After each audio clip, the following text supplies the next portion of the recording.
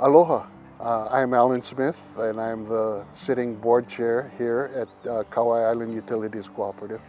But I am very happy to represent the rest of my fellow board members, consisting of 8 others, making up a directorship of 9 people. Let it be known that I speak on behalf of all of them, and the leadership of the company, senior management, and our fellow board members are working together quite well, and we all enjoy it, and hopefully we expect greater things ahead. I'm a 4th generation Kauai resident, and I was raised on the west side of the island and have been living here all my life. I was fortunate to work elsewhere on the mainland and here in the state of Hawaii. And most of my professional career was here on Kauai and working in the agribusiness and sugar industry. We've seen this island grow. We've seen this island change. We expect to keep this place, this great island of ours, the best place to live.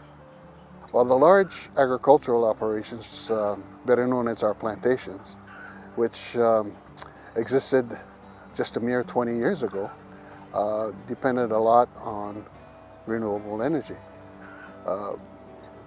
Just a short time ago, like 5 years before our cooperative was formed, there was almost 60,000 acres of sugarcane here.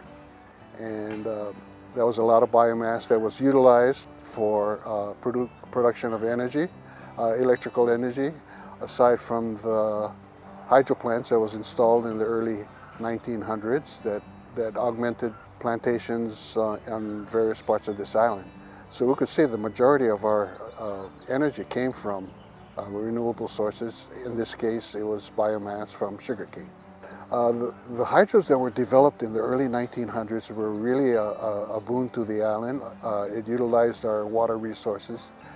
It augmented the plantations. There were several microgrids on the island, and eventually it morphed into an electrical company that was formed as a for-profit company. But these hydro plants that were developed by the various agricultural endeavors were very critical. When the factory ceased to operate during the season, during the harvesting season, these hydro plants kept their grids running and off of burning oil at the factory.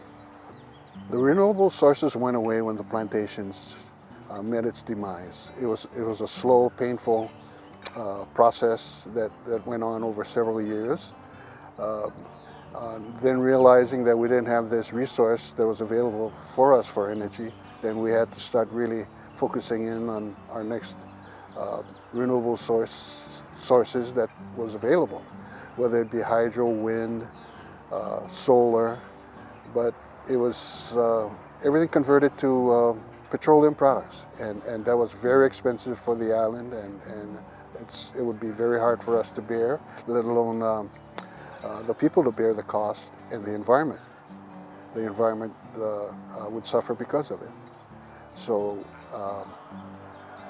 there was a quick turnaround to search for other sources of renewable, clean energy. The effort to bring more clean, renewable energy to Kauai's grid was a very furious, I should say, effort by everyone. Everybody had great ideas, and one by one we looked at it and see its practicability, its friendliness to the environment, and whether it's economically available or made economic sense for us to put on a utility scale. Obviously, solar became a success for us as well as for other places, and it met our needs. We looked at several scenarios that was available for us, or options, and we focused in one at a time and started installing these systems throughout the grid, and with great success, and no great harm to us economically nor environmentally. Well, I think so far in the past 15 years, our accomplishments, so to speak, is being championed by everyone.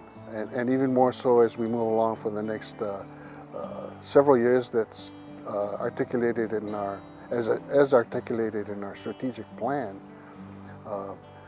There's going to be some astounding results that people are going to look at us and say, wow, that little island in the Pacific with its limited resources and of course wonderful place to live, they've really accomplished a lot, and this could be a model for other places to follow.